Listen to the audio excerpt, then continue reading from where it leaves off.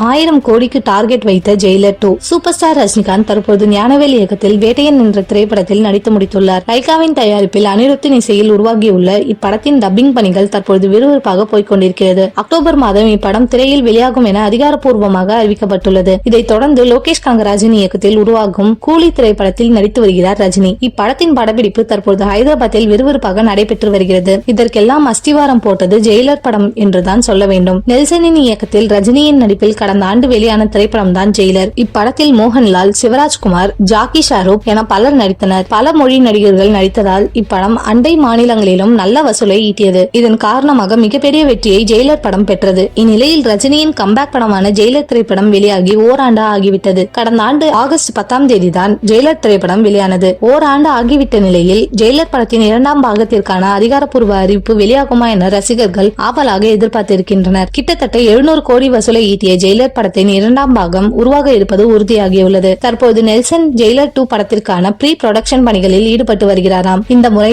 1000 கோடி வசூலை அல்ல திட்டமிட்டுள்ளார்களாம்.